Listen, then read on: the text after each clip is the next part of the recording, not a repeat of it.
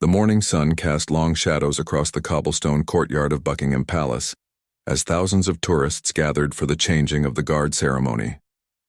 Among them stood Marcus Williams, a 32-year-old American tourist with his expensive camera hanging around his neck, and a smirk that suggested he thought himself cleverer than most people around him.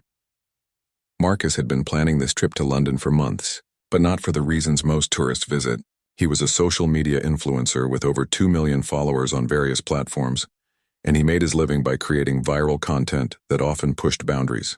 His specialty was pranking authority figures and filming their reactions. And today he had set his sights on the famous Queen's Guard. The Queen's Guard stood motionless in their iconic red tunics and tall black bearskin hats, their faces hidden beneath the shadow of their headwear.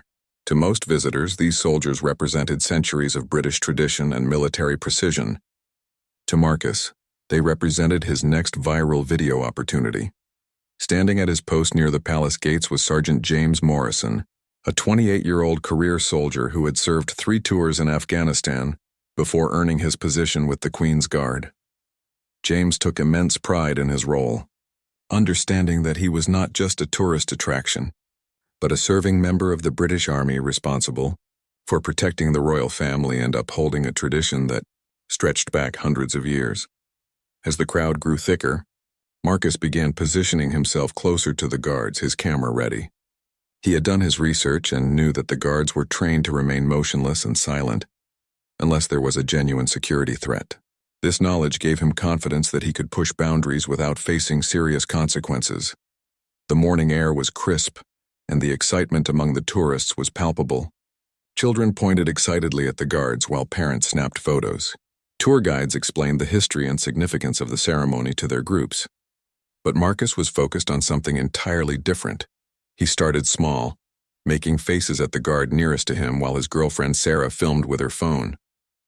The guard, Sergeant Morrison, remained perfectly still, his eyes fixed straight ahead. Marcus interpreted this as encouragement and decided to escalate his behavior. First, he began making loud comments about the guard's appearance, speaking just loudly enough for the crowd around him to hear. "Look at this guy standing there like a statue," he said with a laugh. "I bet I could make him break character." Several tourists looked uncomfortable, but Marcus continued, emboldened by the attention he was receiving. Sarah, who had initially been excited about the trip, was beginning to feel uneasy about her boyfriend's behavior.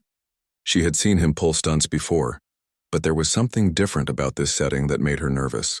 The grandeur of the palace and the solemnity of the guards made Marcus's antics seem particularly inappropriate.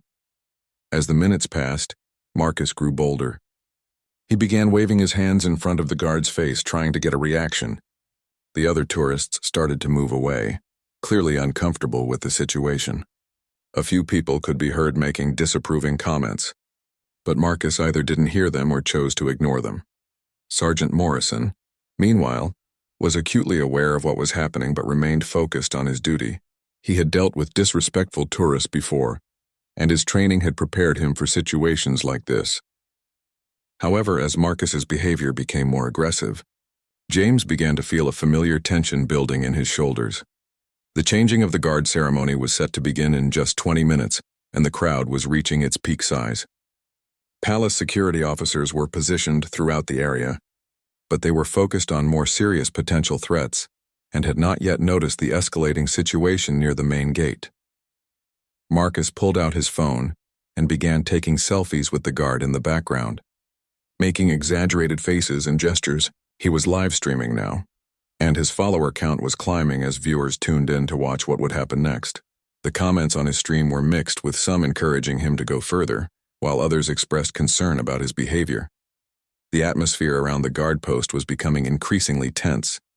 Other tourists were actively avoiding the area where Marcus was creating his disturbance, and parents were pulling their children away from the scene. The respectful, almost reverent mood that typically surrounded the ceremony was being disrupted by one person's selfish pursuit of internet fame. As Marcus prepared for his next move, he had no idea that he was about to cross a line that would change everything. Sergeant Morrison continued to stand at attention, but those who looked closely might have noticed the slightest tightening around his eyes. The professional soldier was reaching the limits of his considerable patience. and Marcus was about to discover that there were consequences to treating a member of Her Majesty's Guard as a prop for social media content. Marcus decided it was time to take things to the next level. The number of viewers on his livestream had jumped to over 50,000, and the donations were pouring in.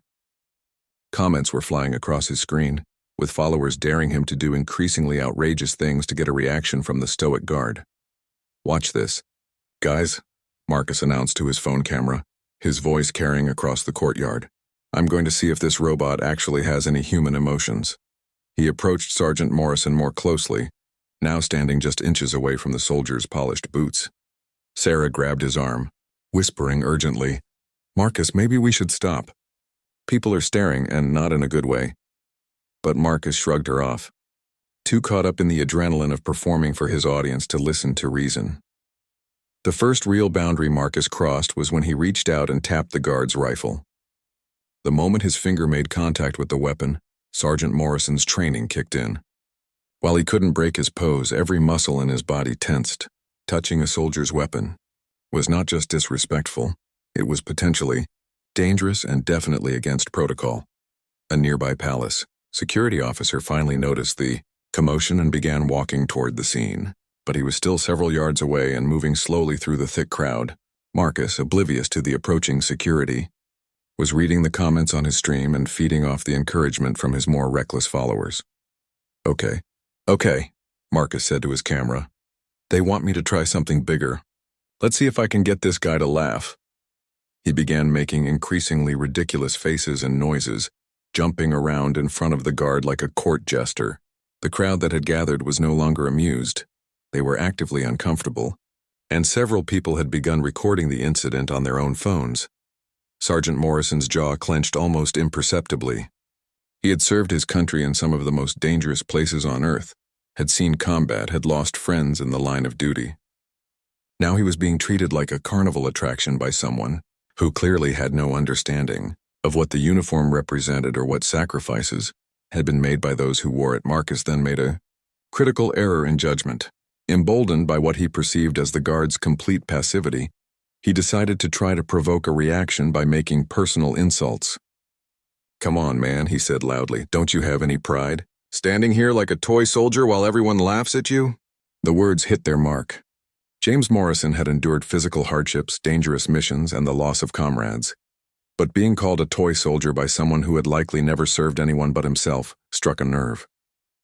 His breathing became slightly more controlled, a sign that he was using every ounce of his considerable self-discipline to maintain his composure. Sarah was now visibly distressed, pulling harder on Marcus's arm and pleading with him to stop. "Marcus, please, you're going too far. Let's just go see the ceremony." But Marcus was in full performance mode now, his ego inflated by the thousands of viewers cheering him on through their screens. The security officer was getting closer, but Marcus was too focused on his phone to notice. He was reading comments aloud now, some of which were encouraging him to touch the guard's uniform or try to make him move. The suggestions were getting more aggressive, and Marcus, caught up in the moment, was seriously considering them.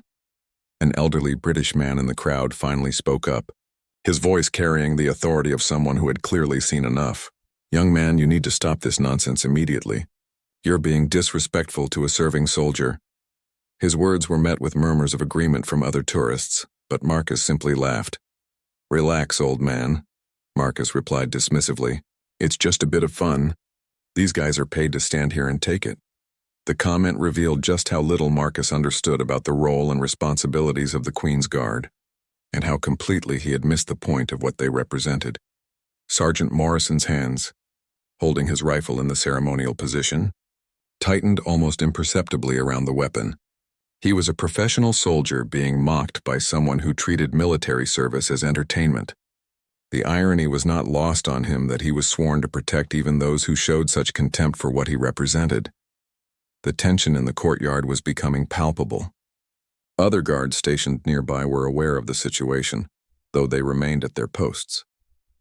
Palace staff members were starting to take notice, and whispered conversations were beginning among the officials present for the ceremony.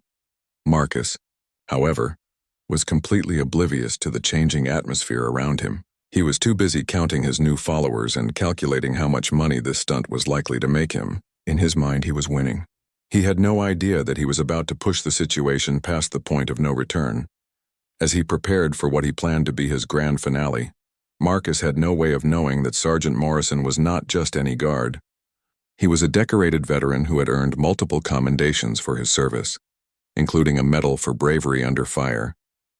He was also someone who took his oath to protect the crown and uphold military traditions very seriously indeed. The moment that would change everything came when Marcus decided to cross the most serious line of all. Reading a particularly provocative comment from his live stream, he grinned at his camera and announced, "All right, guys, someone just donated $50 and dared me to try on his hat.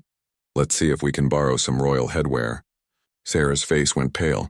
Even she, who didn't know much about military protocol, understood that touching a guard's uniform was completely unacceptable. "Marcus, no," she said loudly, but he was already reaching toward Sergeant Morrison's bearskin hat. The moment Marcus's hand moved toward the ceremonial headwear, several things happened simultaneously. The palace security officer who had been making his way through the crowd suddenly picked up his pace. Other tourists gasped audibly. And Sergeant Morrison, for the first time since Marcus had begun his harassment, moved. It wasn't a dramatic movement, but it was unmistakable. The guard shifted his stance slightly, angling his body in a way that made it clear Marcus would not be touching his uniform. The message was subtle but crystal clear to anyone who understood military bearing. The line had been drawn. But Marcus, caught up in his performance and encouraged by his online audience, didn't recognize the warning. Instead, he interpreted the slight movement as the reaction he had been trying to provoke. "Oh, did I get to you?" he taunted, bringing his hand even closer to the hat. "Come on, just a quick try-on for the camera." What Marcus didn't understand was that the bearskin hat wasn't just a costume piece. It was part of a uniform that represented centuries of military tradition, worn by soldiers who had served with distinction and honor. To Sergeant Morrison, allowing someone to treat it as a prop would be a betrayal of every soldier who had worn it before him. The security officer was now close enough to intervene, but before he could reach them, Marcus made his final critical mistake. Frustrated by what he saw as the guard's stubborn refusal to provide good content, he decided to try a different approach. He began making comments about the military itself, saying things designed to be provocative and dismissive about soldiers and their service. "I bet you feel pretty stupid standing here all day," Marcus said, his voice carrying across the now silent courtyard. "Real soldiers are out there doing important things, and you're here playing dress-up for tourists." The words were calculated to wound, and they hit their target perfectly. Sergeant Morrison had served in Afghanistan, where he had seen real combat and lost friends to enemy fire. He had earned his position with the Queen's Guard through exemplary service and dedication. Being told he wasn't a real soldier by someone who had clearly never put his life on the line for anything more important than internet likes was more than he could silently endure. The change in the guard was subtle but unmistakable to those who were watching closely. His breathing became more controlled, his posture even more rigid, and there was a new tension in his shoulders that spoke of barely contained emotion. He was still following protocol, still maintaining his post, but something fundamental had shifted. The crowd had gone almost completely quiet now, sensing that the situation had moved beyond mere tourist rudeness into something more serious. Parents were pulling their children closer, and many people were starting to move away from the immediate area. The jovial atmosphere that typically surrounded the ceremony had been completely destroyed. Marcus, however, was still focused on his phone screen, watching his viewer count climb and reading the increasingly wild suggestions from his followers. He had become so absorbed in his online performance that he had lost all awareness of the real-world consequences of his actions. The palace security officer finally reached the scene, but he held back for a moment, recognizing that the situation required careful handling. Sergeant Morrison was still maintaining his position and following protocol, but the officer could see the tension in the soldier's bearing. He knew that the guard was a decorated veteran who deserved better treatment than this. Sarah made one last desperate attempt to end the situation before it escalated further. "Marcus, please, we need to leave now. You've made your video, let's just go." But Marcus waved her off again, too intoxicated by his growing online audience to listen to reason. The other guards stationed nearby were now fully aware of what was happening, though they remained at their posts as required. There was a sense of solidarity among them, a shared understanding that one of their brothers in arms was being subjected to treatment that went far beyond acceptable behavior. As Marcus prepared for what he planned to be his final stunt, he had no idea that he was about to trigger a response that would not only end his video, but potentially change his entire understanding of what it meant to disrespect those who serve their country. Sergeant Morrison was reaching the absolute limit of his professional restraint, and Marcus was about to discover that even the most disciplined soldiers have a breaking point.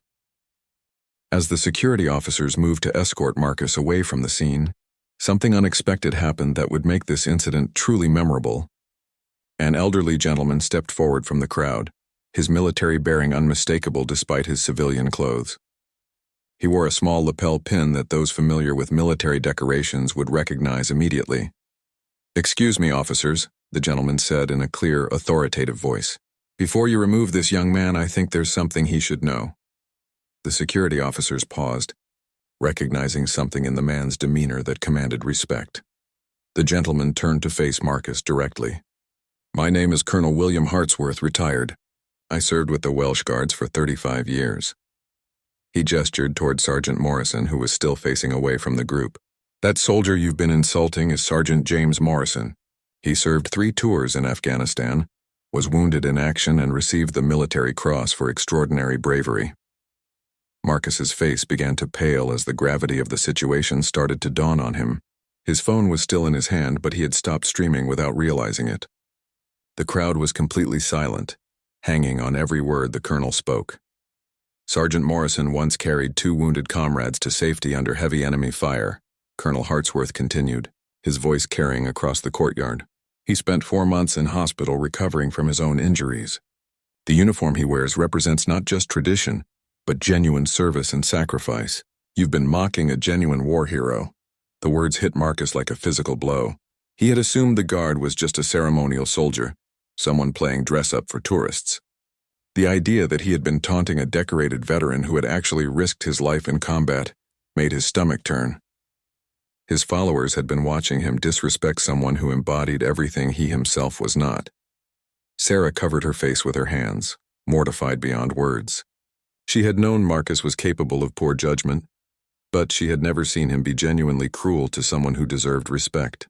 The realization that her boyfriend had publicly humiliated a war hero was devastating.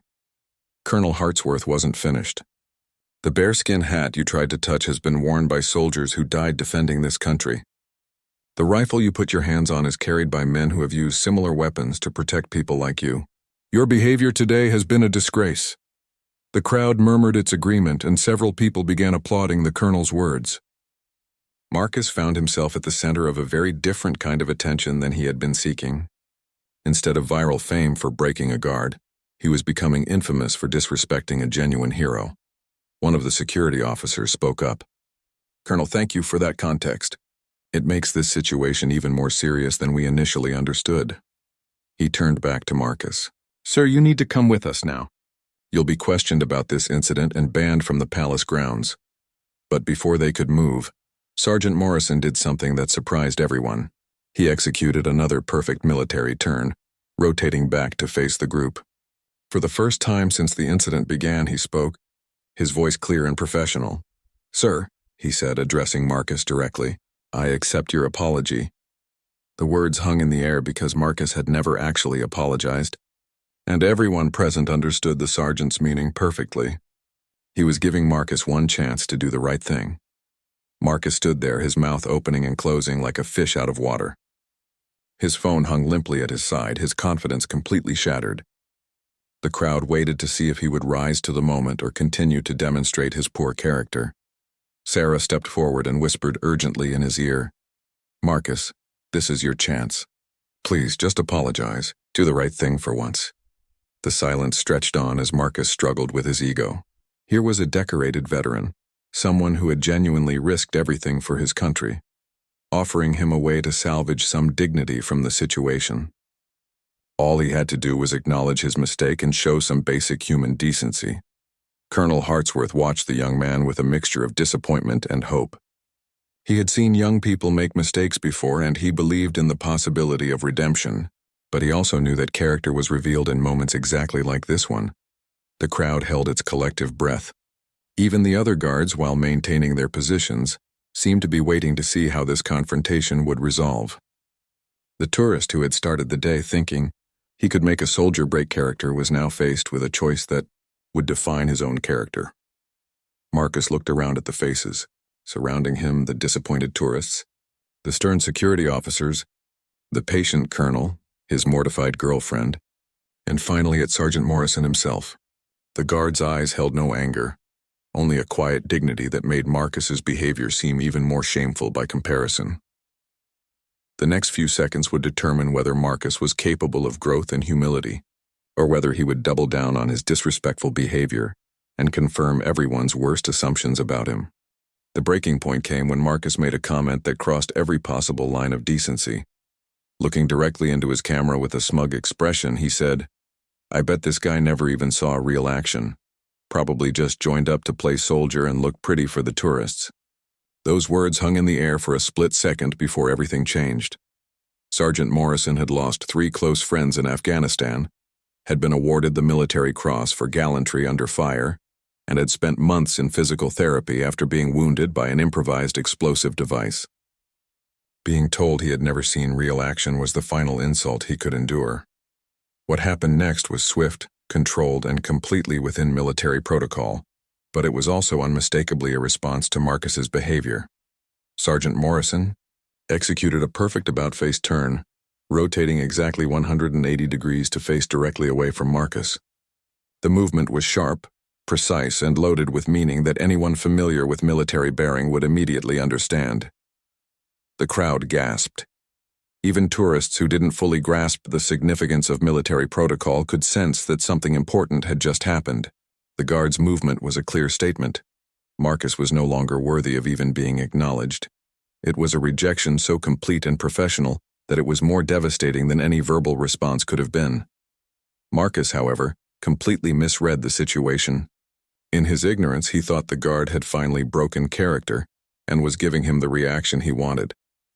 "There we go," he shouted triumphantly to his camera. "I knew I could get him to move. See, guys, they're just actors in costumes." But his celebration was premature. The palace security officer had seen enough and was now approaching with purpose. Behind him, 2 additional security personnel were making their way through the crowd. The situation was about to be brought to an abrupt end. Sarah could see what Marcus couldn't, that everyone around them was looking at him with disgust rather than admiration. The other tourists weren't impressed by his success in making the guard move. They were appalled by his behavior. She could hear whispered comments of disapproval and see people shaking their heads in dismay. "Sir, you need to come with me immediately," the security officer said as he reached Marcus. His tone was professional but firm, leaving no room for argument.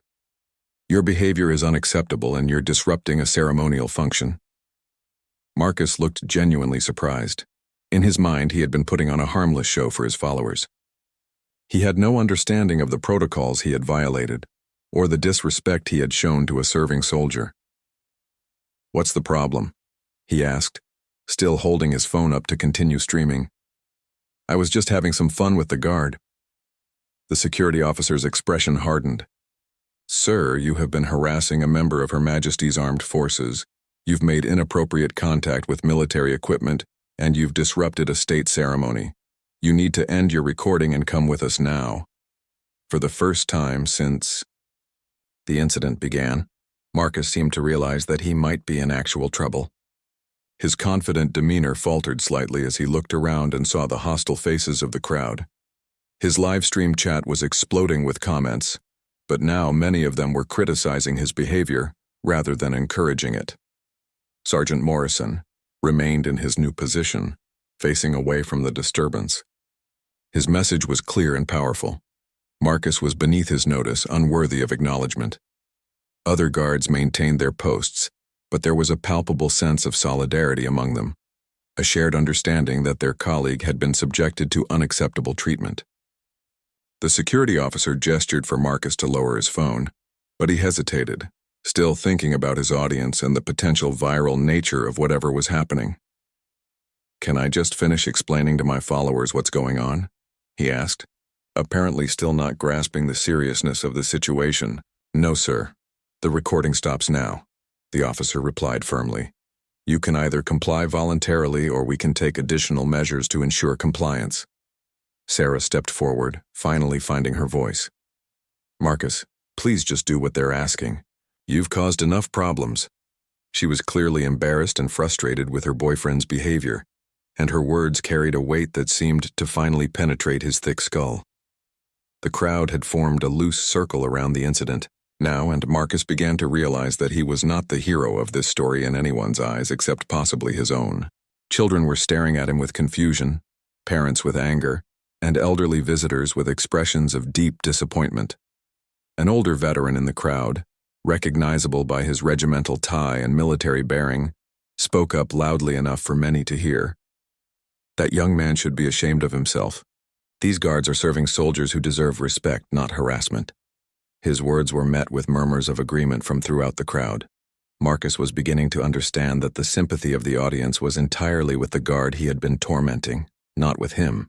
As additional security personnel arrived on the scene, Marcus finally began to comprehend that his harmless prank had serious consequences. He was about to learn that disrespecting those who served their country was not entertainment, and that actions designed to go viral sometimes do so for all the wrong reasons. 3 months after the incident at Buckingham Palace, Marcus sat in his apartment in Los Angeles, staring at his computer screen. The video of his confrontation with Sergeant Morrison had indeed gone viral, but not in the way he had ever imagined. Instead of boosting his influencer career, it had fundamentally changed the direction of his life. The immediate aftermath of the incident had been brutal for Marcus's online reputation. His follower count had initially spiked as the video spread, but then crashed as people realized they were following him to criticize rather than support his content. Brands that had previously sponsored his videos quickly distanced themselves from him, and his income from social media had virtually disappeared overnight. More importantly, the incident had forced Marcus to confront some uncomfortable truths about himself. The image of Sergeant Morrison's calm dignity in the face of such disrespect haunted him. He had spent weeks researching the Guard's military service and learning about the traditions he had so carelessly mocked. The depth of his ignorance about military service and sacrifice was staggering. Sarah had stayed with him through the worst of the backlash, but their relationship had been forever changed by what she witnessed in London. She had seen a side of Marcus that disappointed her deeply, and while she appreciated his eventual apology, she couldn't forget how easily cruelty had come to him when he thought there would be no consequences. The formal interview with Palace security had been a humbling experience for Marcus. The officers had been professional but firm in explaining exactly how many protocols he had violated and how seriously his behavior had been taken. The ban from royal properties was just the beginning. His actions had been reported to immigration authorities, and future visits to the UK would require special clearance. But the most significant change in Marcus's life had come from an unexpected source. Colonel Hartsworth had somehow tracked down his contact information and sent him a letter. The retired officer's words had been firm but not unkind, offering Marcus a chance to learn from his mistakes rather than simply being condemned for them. The colonel had put Marcus in touch with a local veterans organization that worked with young people who had gone astray. Marcus found himself volunteering at events for wounded veterans, listening to their stories and beginning to understand what real service looked like. The work was humbling and often difficult, but it was also transformative. Sergeant Morrison himself had never contacted Marcus directly, but through the veterans organization, Marcus had learned more about the Guard service record. The military cross citation told a story of extraordinary courage under fire, of a young soldier who had risked everything to save his comrades. Reading those official words made Marcus's stomach churn with shame at how he had treated such a person. Marcus had tried to return to his old style of content creation several times, but something had fundamentally changed. The cheap thrills of pranking people and pushing boundaries no longer appealed to him. He found himself thinking about the consequences of his actions, about the real people who might be hurt by his pursuit of viral fame. Instead, Marcus had begun creating different kinds of videos. He documented his volunteer work with veterans, shared stories about military service and sacrifice, and spoke honestly about his own mistakes and what he had learned from them. The content performed poorly compared to his old pranks, but it felt genuine in a way his previous work never had. The transformation wasn't complete or perfect. Marcus still struggled with his ego and his desire for online validation, but the incident at Buckingham Palace had planted a seed of empathy that was slowly growing. He began to see other people as complex individuals with their own stories, rather than as props for his entertainment. One evening, while editing a video about a local veteran's transition back to civilian life, Marcus received an unexpected message through his social media account. It was from someone claiming to be a friend of Sergeant Morrison, saying that the guard had seen some of Marcus's recent content and wanted him to know that people could change and grow from their mistakes. Marcus never knew if the message was genuine, but it didn't matter. The idea that Sergeant Morrison might have seen his attempts to do better and found them worthwhile was more meaningful to him than any viral video had ever been. It represented the possibility of redemption, of moving beyond his worst moment to become someone better.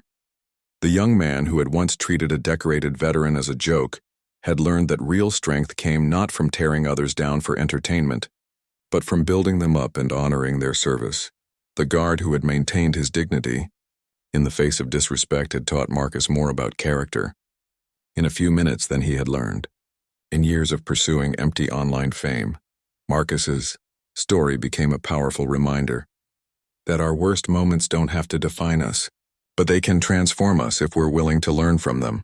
The viral video that had initially brought him shame had ultimately led him to discover something more valuable than internet fame: genuine respect for others and a purpose worth pursuing. The moment of truth had arrived.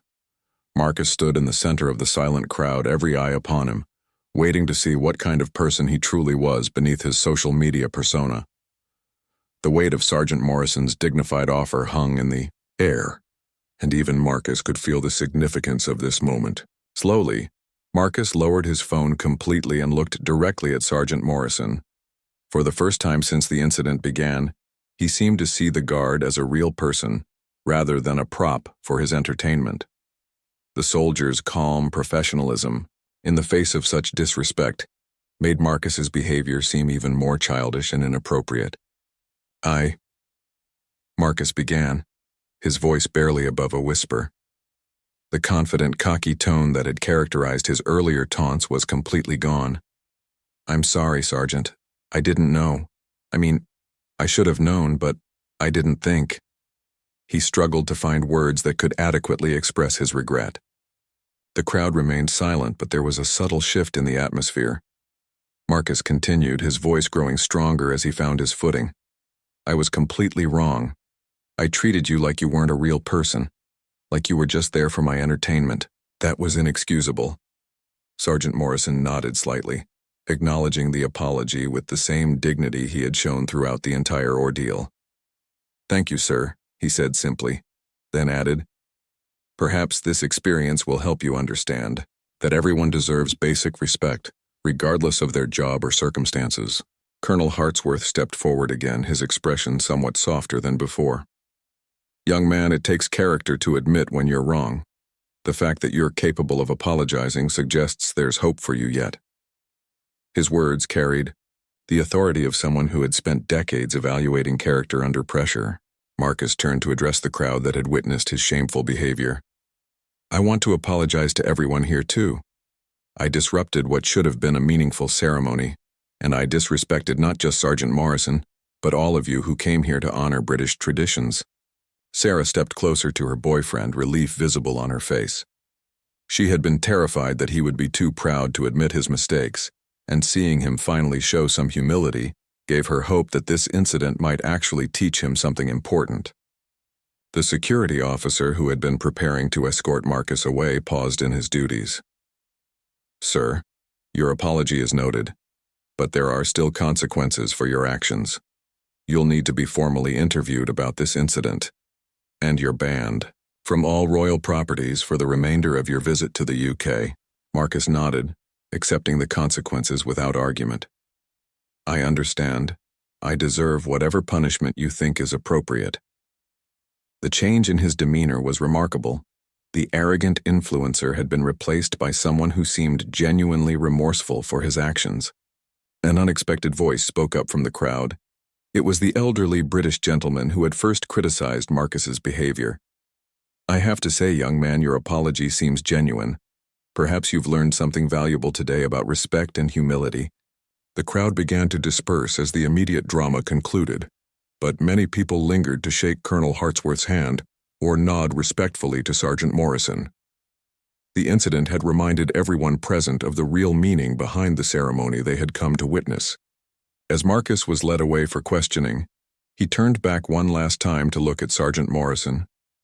The guard had returned to his ceremonial position, once again the picture of professional military bearing. But now Marcus saw him differently. Not as a tourist attraction, but as a real person who had served his country with honor and deserved respect. The live stream that Marcus had been so focused on maintaining had ended without his notice, but his followers had seen enough.